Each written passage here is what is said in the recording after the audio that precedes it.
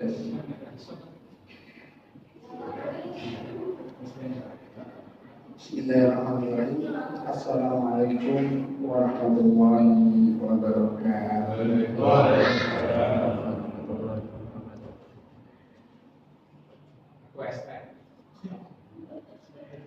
Alhamdulillah, nahmaduhu wa nasta'inuhu wa nastaghfiruh wa na'udzu billahi min shururi anfusina wa sayyi'ati a'malina. May yahdihillahu fala mudilla lahu wa may yudlil fala hadiya lahu. Asyhadu an la ilaha illallah wahdahu la syarika lahu wa asyhadu anna Muhammadan 'abduhu wa rasuluh. Allahumma shalli wa sallim wa barik ala sayyidina Muhammad wa ala alihi wa sahbihi ajma'in, amma ba'd. Fa ya ayyuhal ittaqullah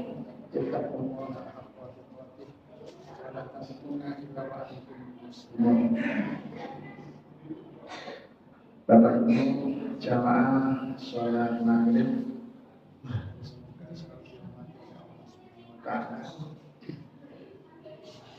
alhamdulillah, puji syukur kepada Allah Subhanahu wa taala karena pada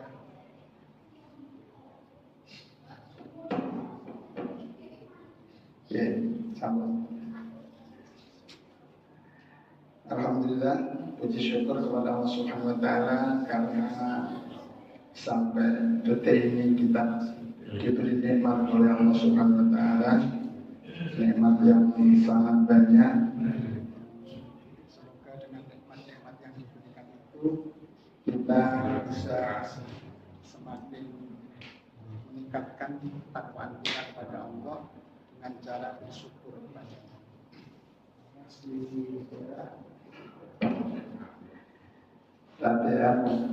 Tadi kadang jelas, kadang boten. Mudah-mudahan jelas akhir ini. Terima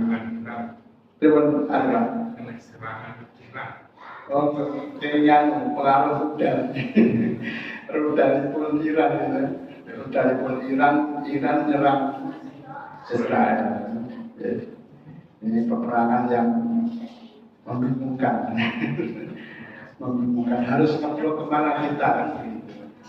Di satu sisi ada Israel, di satu sisi ada Syiah. Pokoknya mau Islam kira-kira berkumpul di Niku berdoa saja. Mudah-mudahan perang itu mendatangkan kebaikan untuk Palestina, umat Islam, Ahlussunnah wal Jamaah. Karena perang itu pasti nanti ada efeknya, efek lemah pada infrastruktur yang melakukan perang. Ini kan efek rudal Iran ketika oleh itu, insya Allah kita akan melanjutkan bahasan kita tentang perang Ahzab ya.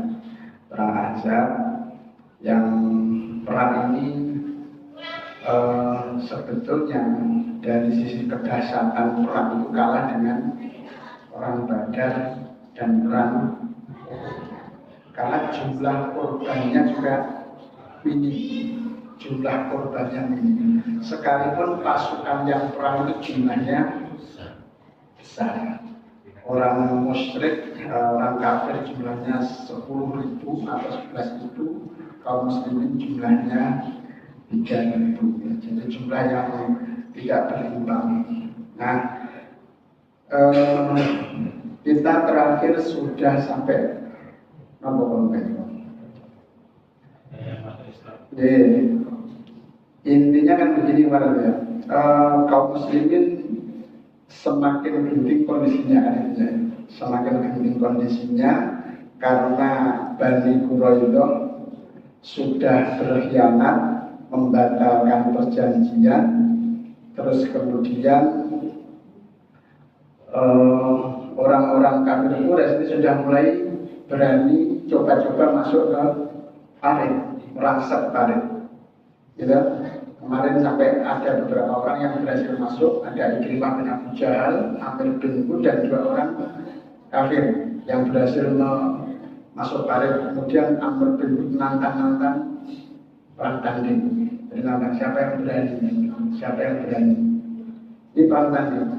Sampai kemudian yang maju Ali bin Abi Thalib. Kalau ini saya bukan mau ceritakan secara panjang, soal ini tulisannya ini tadi. Wah, itu heroik banget. Kalau dikisahkan secara khusus kisah perangnya Ali bin Abi Thalib dengan Amir bin Hud itu dasar, perangnya dasar. Karena Amir bin Hud tokoh tua yang sangat ditakuti dan terkenal sebagai ahli perang. Tidak pernah kalah dalam perang. Sementara Ali bin Abi Thalib anak muda, usianya sekitar 28 tahunan. Ini dengan orang yang sehingga ketika Ali bin Abi Thalib matur kepada Rasulullah itu nggak boleh, ya kan? Jangan Ali, jangan. Rasulullah nggak boleh. Nantang terus ini, sampai nyebut-nyebutkan perkara yang membuat Rasulullah agak marah. Katanya surga itu untuk kalian, yang siapapun mati dibunuh dalam peperangan.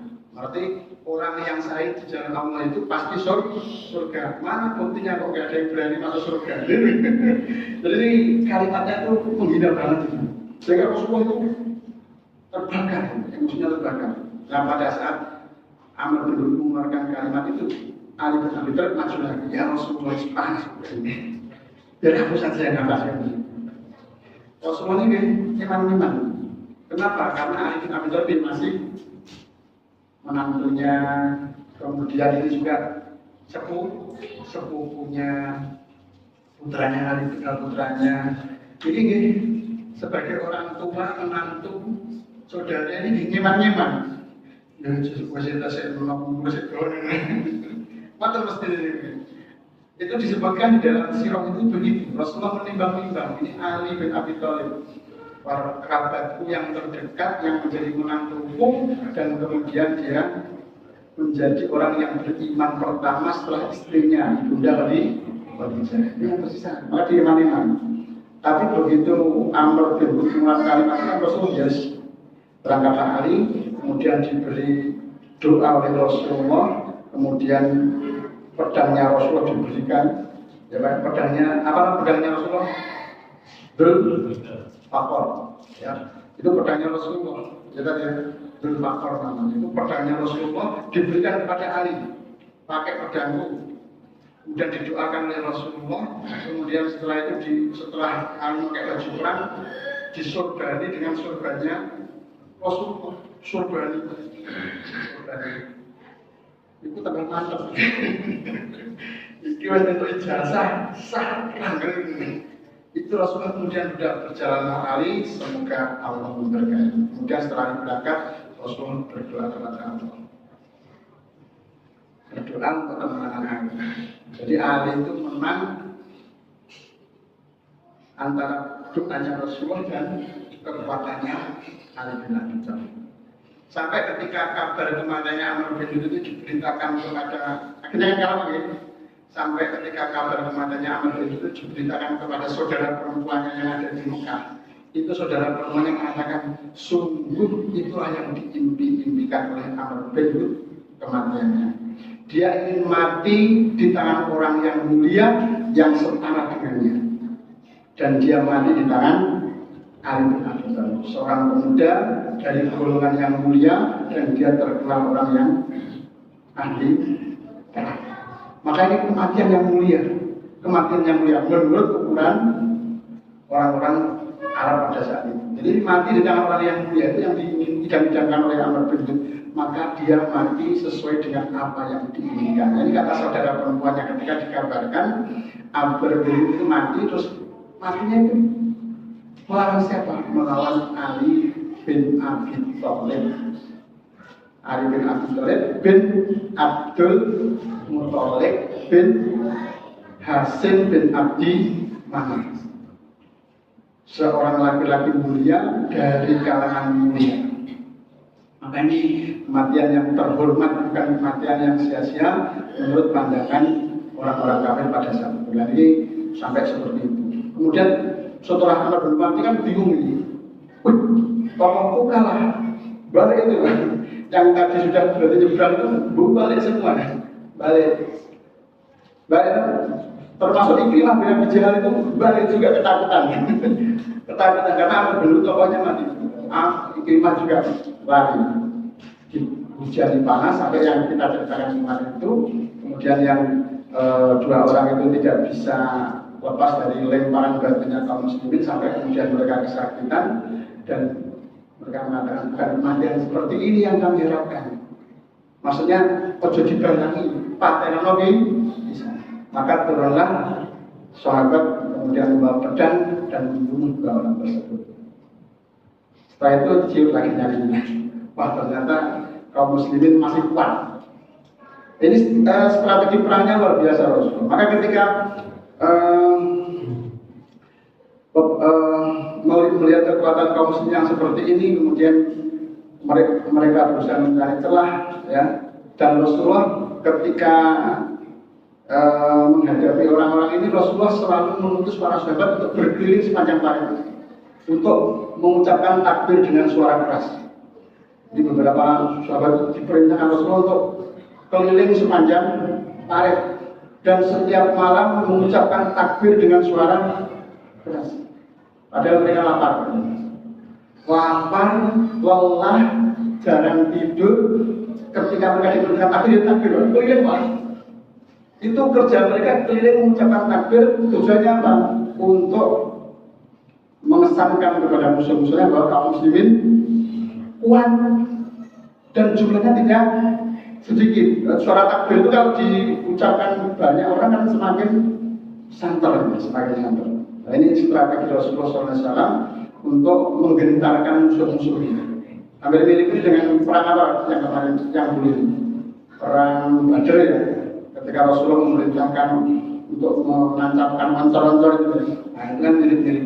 Sehingga walaupun jumlah sedikit, oncornya kok banyak. Pasukan Islam banyak, padahal pertolongan terus. Oncornya 3.000.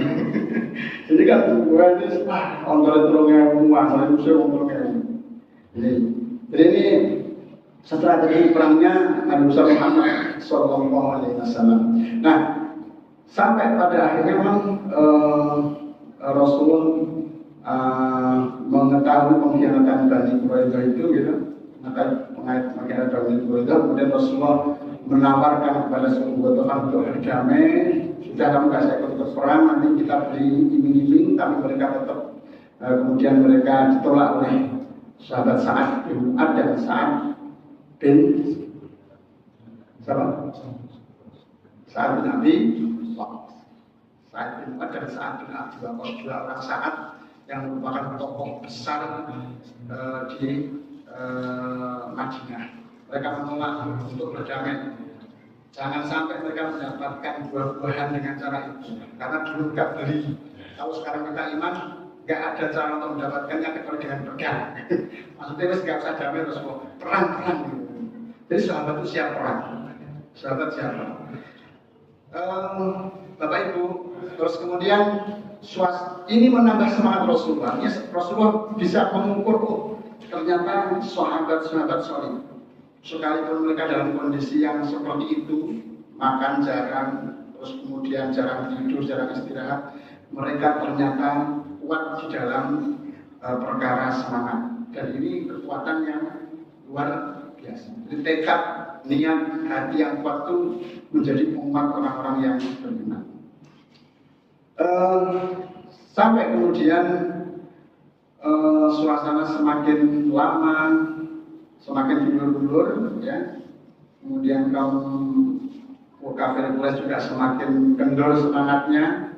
Kemudian masuk Islam kemarin jawab Nu'aim bin Mas'ud atau Ibnu Mas'ud. Tapi ini Ibnu Mas'ud yang lain, bukan Ibnu Mas'ud Abdullah bin Mas'ud. Ini Ibnu Mas'ud Nu'aim bin Mas'ud yang masuk Islam ketika suasana betul-betul sudah tiap-tiap gak mungkin. Suasana itu genting, betul-betul sudah prima. Tiba-tiba di tengah kebingungan bagaimana cara melawan orang-orang kafir itu biar pergi mereka dari Madinah itu, masuk Islamlah seseorang yang berasal dari suku Qatafah, namanya Mas'ud, Nu'aim bin Mas'ud. Nu'aim bin Mas'ud ini masuk Islam pada saat sudah terjadi pengkhianatan dari Bani Quraisy. Jadi Bani Quraisy sudah berkhianat, kemudian mereka sudah mulai membuka pintu untuk memasukkan beberapa pasukan Ahzab ke dalam benteng-benteng mereka. Masuk Islam, kemudian ini berasal dari suku Qatafah dan dikenal baik oleh Abu Sufyan maupun oleh Ka'ab, ya, yang merupakan pemimpin Bani Quraidah. Jadi ini tokoh, dan tokoh ini dulu Pak ya, ketika perang Badr ya, ketika perang Uhud ya, ketika perang Badr itu pernah menyampaikan kabar kepada Rasulullah bahwa sekarang pasukan perang Badar yang kedua itu pernah menyampaikan pesan dari Abu Sufyan itu bahwa pasukan kafir Quraisy hari ini sudah menyiapkan pasukan dalam jumlah besar di bawah pimpinan Abu Sufyan sesuai dengan janjinya pada tahun kemarin untuk bertemu di Badar. Nah ini yang diperintahkan untuk mengabarkan itu ya ini si Nu'aim bin Mas'ud ini. Jadi ini memang ahli apa nih? Ahli sejarah. Mungkin coret-coret juta kabar ini, wah, utusan ini dipercaya. Nah ini mengabarkan kepada Rasulullah ini ketika dia dulu sempat bertemu dengan pasukan Islam di Madinah itu, dia sebenarnya sudah simpati, Pak. Simpati dengan tekadnya orang-orang di Madinah itu. Ketika dia diutus itu, orang Madinah itu beda dengan orang-orang kafir Quraisy. Solidnya, kemudian keimanannya, semangatnya, tawaduknya dengan Rasulullah. Ini sudah simpati. Nah, ketika perang Ahzab ini kemudian simpatinya didorong dengan ibadah Allah. Setelah simpati terus seluruh Islam.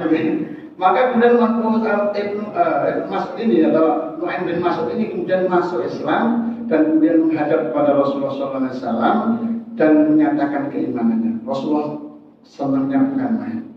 Dia masuk Islam pada saat yang sangat tepat.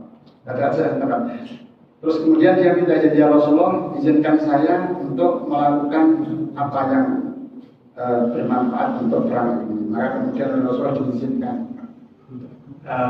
Nu'aim bin Mas'ud ini untuk membuat strategi, terserah, karena perang ini adalah tipu daya.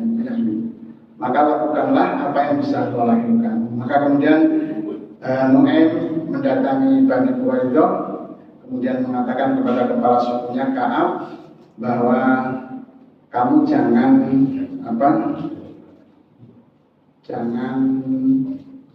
percaya dengan orang-orang kafir Quraisy. Karena begini, kamu itu tinggal di Madinah. Kamu itu tinggal di Madinah. Nanti kalau perang ini kemudian mereka kalah, mereka akan bebas meninggalkan kamu. Jadi ketika kita kalah, mereka akan meninggalkan kamu. Dan kamu dibiarkan menghadapi Muhammad sendirian. Dan kamu tidak akan menang melawan Muhammad. Tidak akan menang. Jangkar Pak, Nabi Muhammad ngoten. Wong ini strategi ya. Muhammad, kamu tidak akan menang melawan Muhammad. Terus saranmu gimana? Saranku ini, kalau besok orang-orang kafir Quraisy itu bersama suku Qatafah itu minta engkau membukakan pintu benteng atau membukakan keran untuk masuk itu, jangan mau, kecuali mereka mau menyerahkan tokoh mereka kepadamu. Ini strateginya. Jadi DVJ head Imran. Ternyata London kami belajar kayak gini. London masih bisa 300 tahun mungkin ya belajar di sini ya. Adu domba itu strategi perang Pak. Ini Nu'aim itu begitu. Ngomong kepada Bani Quraidah begitu. Benar. Ya. Besok pokoknya kalau mereka minta supaya kamu membuka pintu gerbang, syaratkan itu. Terus kemudian setelah itu syarat kemudian jangan sekali-kali kabar ini kau beritakan kepada siapapun. Jaga rahasianya. Ini hanya engkau yang tahu. Siapa? Sehingga ketika Nu'aim ini melakukan strateginya, Huyai bin Akhtab itu tidak tahu. Tokoh yang mengumpulkan pasukan Ahzab dan kemudian merayu Ka'ab untuk membatalkan perjanjian Rasulullah itu tidak tahu. Kemudian setelah itu Nu'aim gantian datang ke suku Quraisy, Abu Sufyan, dan kemudian mengatakan hal yang mirip-mirip. Abu Sufyan, aku mendengar kabar kelihatannya orang-orang Bani Quraisyah itu menyesal telah membatalkan perjanjiannya dengan Muhammad, dan dia ingin kembali membangun hubungan baik dengan Muhammad. Musuh kaget Abu Sufyan. Iya, dan Abu Sufyan percaya dengan kata-kata Nu'aim. Ini hebatnya, karena Nu'aim itu dulu orang yang dipercaya untuk membawa kabar. Jadi memang dekat Pak hubungannya. Sehingga kemudian ketika Nu'aim memberikan kabar itu, percaya Abu Sufyan bahwa bahkan kabarnya begini, orang-orang Bani Quraisyah itu nanti akan minta tokohmu untuk dijadikan sebagai jaminan. Padahal bukan jaminan. Nanti tokohmu akan diberikan kepada Muhammad supaya Muhammad meninggal orang tersebut. Wah, ini kata-katanya mereka. Jadi dipercaya Pak ini. Dan kemudian setelah Abu Sufyan percaya itu bimbung Pak ini. Wah, kondisinya ternyata Bani Quraisyah nggak bisa dipercaya. Buktikan besok, kalau engkau minta mereka Bani Quraisyah itu membukakan pintu, kalau mereka minta orang untuk kalian menyerahkan tokoh kalian, berarti apa yang aku katakan tidak dusta. Itu strateginya. Dan kemudian setelah Abu Sufyan percaya, dia mendatangi Bani Ghatafan dan mengatakan hal yang sama, dan ini bukan perkara yang susah bagi Banu Nu'aim. Maka kemudian mulai pecah, mulai goyahlah pasukan Ahzab ini. Ternyata Bani Quraisyah begitu. Dan besok pada hari Sabtunya, kebetulan besoknya Sabtu, hari Sabtu itu kemudian pasukan Ahzab ini mengutus utusannya untuk meminta kepada Bani Quraisyah membukakan pintu gerbang sebagai sarana masuk pasukan Ahzab untuk menyerang Madinah. Ikrimah bin Abu Jahal itu. Ikrimah itu anaknya Abu Jahal. Nanti akhirnya ini masuk Islam dan jadi pembela Islam yang baik. Jadi pembela Islam yang baik. Walaupun boleh musuhi sampai akhir sampai Fathu Mekah itu tidak beriman. Kemudian setelah Fathu Mekah dia dirayu-rayu untuk balik Rasulullah itu mengampuni, nanti akan kita ceritakan. Nah, Ikrimah kemudian mendatangi Bani Quraisyah dan kemudian meminta kepada Bani Quraisyah supaya besok membukakan pintu gerbang supaya kita bisa masuk dan menyerbu Madinah. Kira-kira apa yang dilakukan oleh Bani Quraisyah? Jawabannya gini, gak iso. Besok hari Sabtu. Besok hari Sabtu, Pak. Hari Sabtu itu bagi orang-orang Yahudi itu nggak mungkin mereka melakukan itu karena ini hari raya mereka. Idul itu sistem Jumat. Tidak mungkin melakukan itu. Maka nggak mau mereka. Wah, kok nggak kenal daerah mulu? Merasa menang. Boleh bisa bukan? Akhirnya setelah dijelaskan, kemudian mereka mensyaratkan, kami bisa membukanya, tapi syaratnya serahkan salah seorang tokoh kalian kepada kami sebagai jaminan. Wah, Imam langsung benar yang dikatakan Nu'aim. Ternyata Bani Quraisyah betul-betul tidak ikhlas dalam bekerja sama. Ini yang kemudian membuat mereka tidak percaya dengan Bani Quraisyah. Maka kemudian Ikrimah balik kepada pasukan Ahzab dan kemudian mengabarkan ini kepada Abu Sufyan. Nah, setelah balik itu ya pecah itu ya pecah. Wes orang yang gunani. Maka kemudian qadarullah setelah Ikrimah balik Maka kemudian Allah mendatangkan bantuan dalam bentuk yang lain, yaitu dalam bentuk didatangkan angin ribut. Nah ini Pak, didatangkan angin. Jadi pasukan Ahzab itu kalahnya nanti dengan tentara Allah yang lain yang berupa angin. Jadi yang berupa angin. Maka ketika Allah Subhanahu wa Ta'ala mendatangkan angin ribut ini dan kemudian tenda-tendanya orang-orang Bani Ghatafan dan pasukan Ahzab itu sampai diterbangkan. Piring-piring kering apa itu terbawa angin. Berarti anginnya sangat besar. Anginnya sangat besar. Maka kemudian Bani Ghatafan mulai melepaskan diri dari ikatan perang ini. Jadi Bani Ghatafan melarikan diri. Kemudian suku-suku yang lain ikut. Maka pasukan Ahzab ini semakin habis. Pasukan Ahzab ini semakin habis. Ini yang kemudian terjadi. Ketika pasukan Ahzab semakin habis, maka Abu Sufyan ini kemudian memerintahkan kepada pasukannya untuk pulang. Tapi ada satu kisah yang luar biasa yang diceritakan oleh sahabat Hudzaifah. Jadi ada seorang sahabat yang bernama Hudzaifah bin Yaman.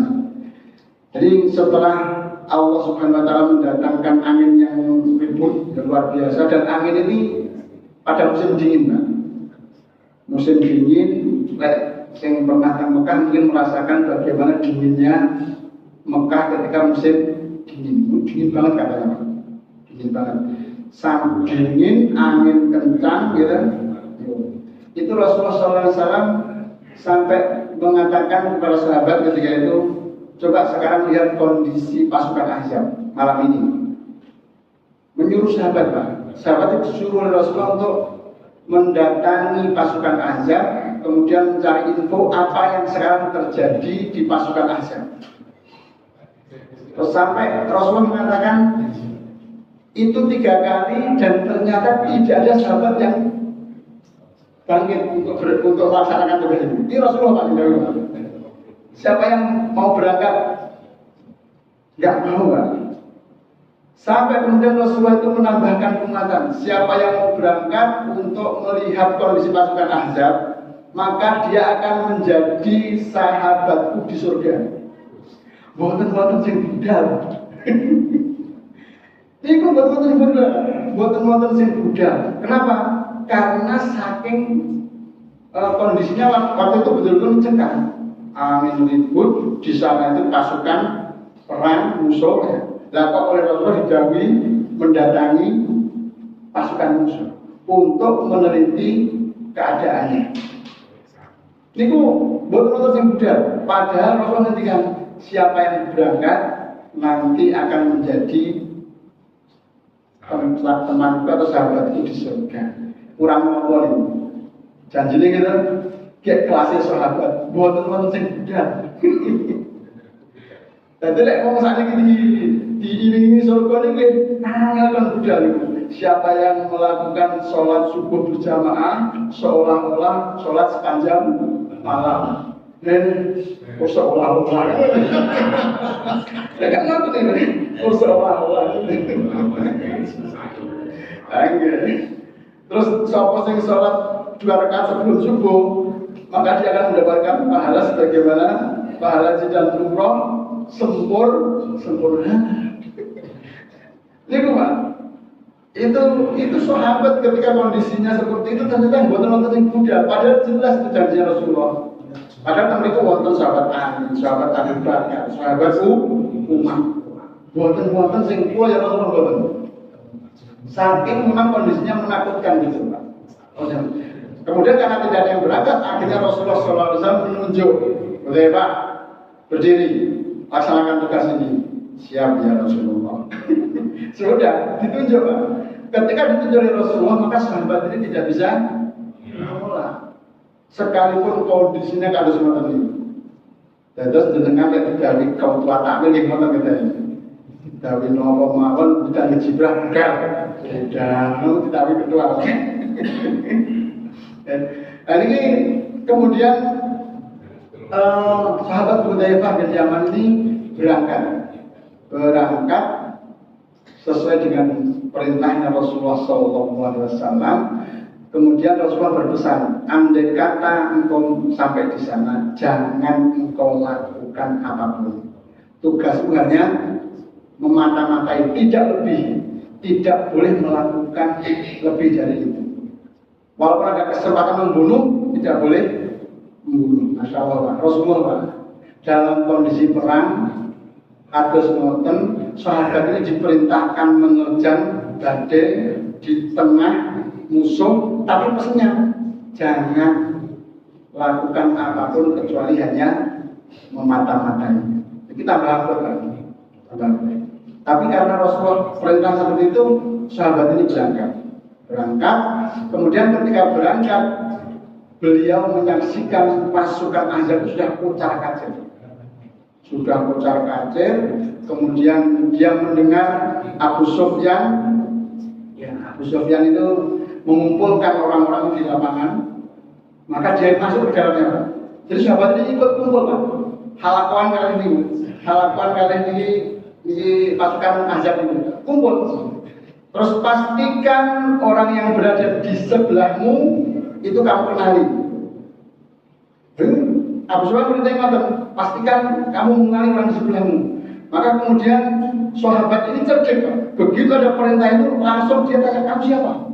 Di sebelahnya, kamu siapa? Perintah menunjukkan posisinya. Oh, aku ngerti kan begitu ya. Sehingga ketika saya tahu sebelahnya. Jadi ini sahabat ini cerdas. Begitu dia Abu Sufyan memerintahkan supaya mengenali orang terdekatnya, segera mungkin, kamu siapa? Sebutkan ininya, kamu siapa? Sebelah kanannya. Oh, kenal. Terus aman. Andai kata ini dulu yang bertanya, kamu siapa? Saya Hudzaifah bin Yaman. Ini orang Islam, Quran berarti. Maka sebelum dia ditanya, dia bertanya terlebih dahulu supaya dia tidak ditanya. Itu strateginya. Dan benar, begitu dia bertanya dulu ya sudah. Oh, sudah tahu, sebelahnya sudah tahu.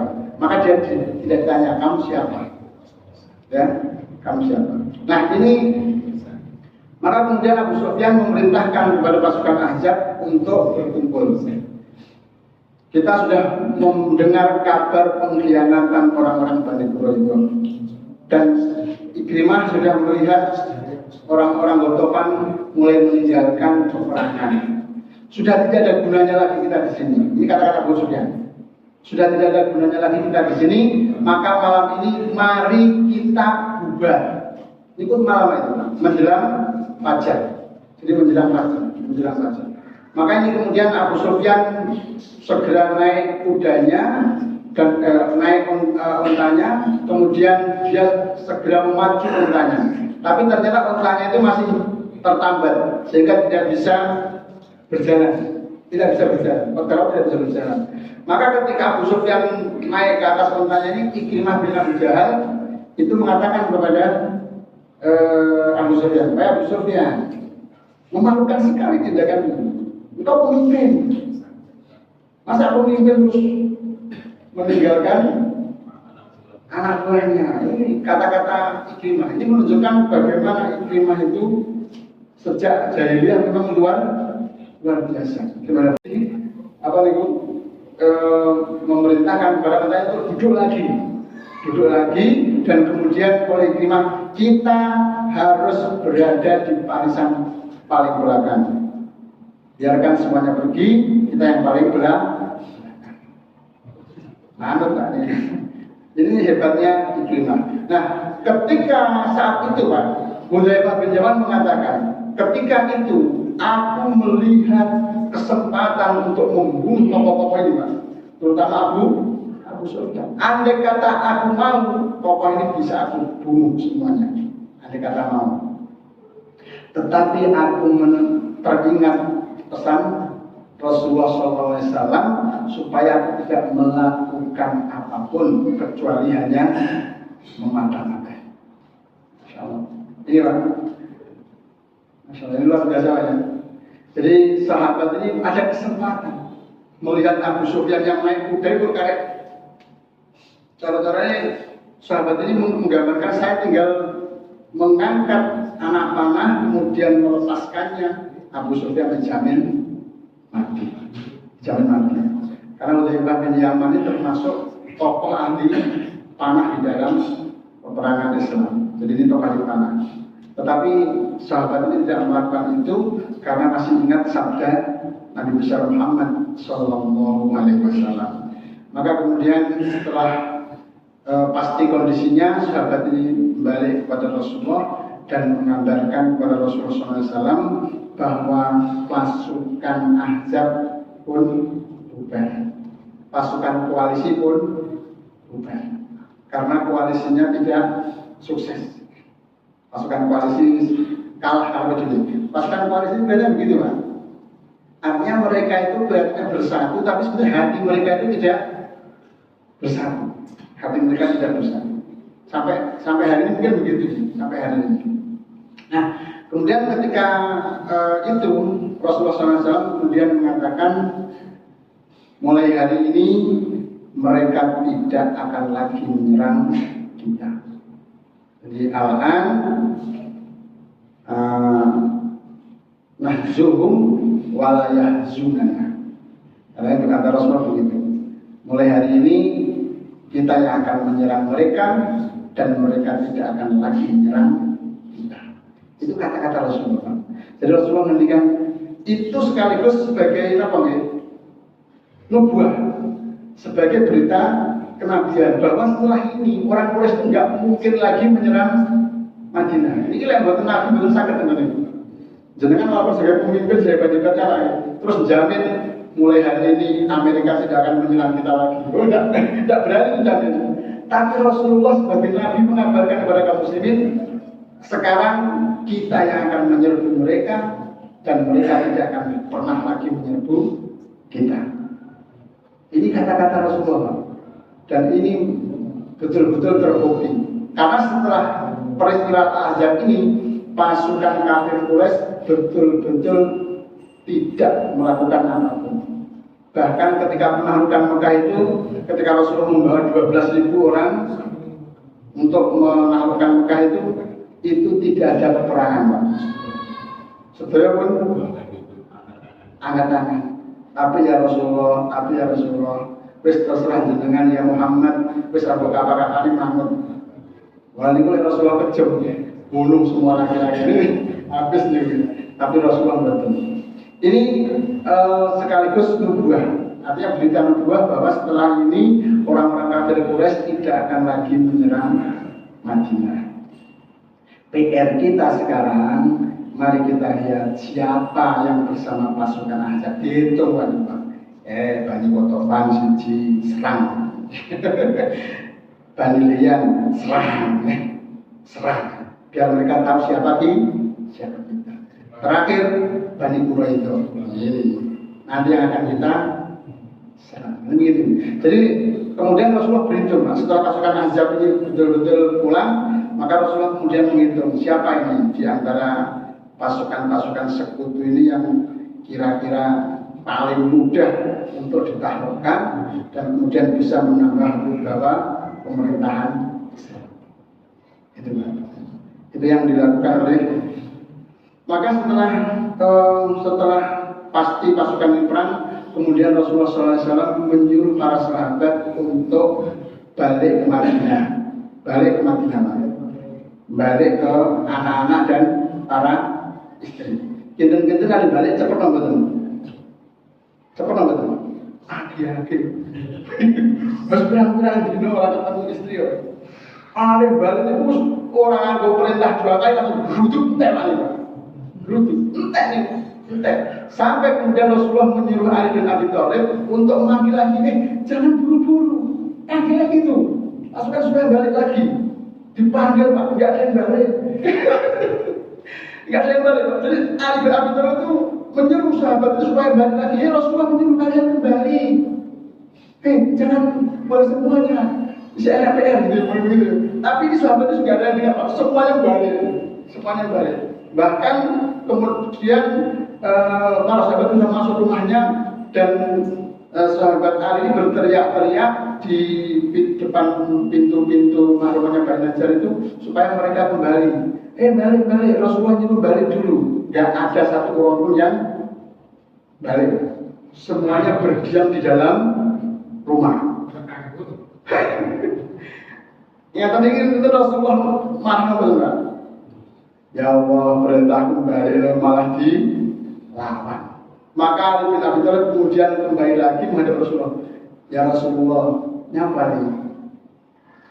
Ini orang-orang tidak ada yang mendengarkan tak suruh kembali. Apa yang dikatakan Rasulullah? Rasulullah tertawa. Rasulullah tertawa. Ya Allah, mau ngelihat kecil-kecil mungkin kecilannya. Dalam tidak Rasulullah kayak mau itu ya. Tapi Rasulullah tertawa karena apa? Ya Rasulullah tahu ini kondisinya mereka betul-betul sudah lama menahan segala sesuatu gitu ya. Maka ketika diajak itu Rasulullah jawab peramal lega. Nah ini terus Rasulullah tertawa. Begitu dikabari oleh Ali bin Abi Thalib, ini sahabat nggak ada yang dengar ini seruannya Rasulullah ini. Disuruh balik malah tutup pintu. Ya sudah, Rasulullah kemudian tertawa. Mari kita sekarang balik dulu. Kemudian Rasulullah kembali ke Madinah. Dan mulai menata strategi lagi. Karena nanti Rasulullah SAW setelah ini mengumpulkan para sahabat untuk mengepung Bani Quraidah. Jadi nanti Rasulullah SAW setelah perang Ahzab ini memerintahkan kepada para sahabat untuk berkumpul dan mengepung Bani Quraidah. Kemudian perang wanita di mana Pak? Dalam perang Ahzab ini, perang wanita. Ternyata para wanita ini banyak yang bekerja sebagai pembersih luka-luka kaum muslimin. Karena dia ada beberapa tokoh kaum muslimin yang terluka akibat perang panah. Jadi perang panah itu nanti ada kaum muslimin yang terluka di antara Sa'ad bin Mu'adz. Sahabat Sa'ad bin Mu'adz itu terkena panah terus kemudian mengenai urat besarnya sehingga darah itu menyembur luar biasa. Kemudian dirawat oleh seorang wanita. Ini wanita ini namanya saya lupa, tapi wanita ini sudah membuktikan dirinya untuk selalu tampil di medan perang sebagai pasukan PNI itu untuk menolong itu. Nah nanti sahabat bin Mu'adz itu dirawat oleh wanita ini. Kemudian wanita-wanita itu ada juga kisah dari bibinya Rasulullah, Sofiyah binti Abdul Muthalib ya. Sofiyah binti Abdul Muthalib itu ketika menjaga anak-anak dia melihat seorang Yahudi itu mengelilingi markasnya wanita ini, dikelilingi. Kemudian wanita Sofiyah memberitakan kepada Hasan bin Sabit, coba itu atas itu laki-laki Yahudi itu, kok kalian mencurigakan? Dia mungkin ingin melakukan hal-hal yang buruk terhadap kita dari belakang. Tapi Hasan bin Sabit ini karena waktu itu luka, dia lambat, gerakannya lambat. Hasan bin Sabit lambat. Sofyan ini nggak sabar, kesuwen. Dia ngambil balok kayu orang Yahudi itu kemudian didekati dan dipukul dengan balok kayu itu sampai mati. Laki-laki Yahudi itu mati di tangan Sofyan binti Abdul Muthalib, bibinya Rasulullah SAW. Jadi ini wanita juga berperan.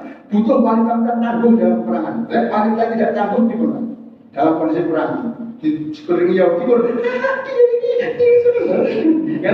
tapi tidak. Ini berani ambil balok, datangi, pukul, mati. Ini peran wanita di dalam perang Ahzab itu. Maka kita tidak boleh menyepelekan wanita karena wanita itu kadang-kadang dalam kondisi yang sangat penting. Mereka punya keberanian yang luar biasa. Banyak kisah-kisah yang sebetulnya belum kita ceritakan. Monggo nanti Bapak Ibu bisa memperkaya informasi tentang peperangan Ahzab ini dengan membaca sirah Nabi besar Muhammad Sallallahu Alaihi Wasallam. Maka mungkin yang sakit dalam sampaikan wonten ing pertemuan menika perang Ahzab sampun entar nggih, sampun bubar.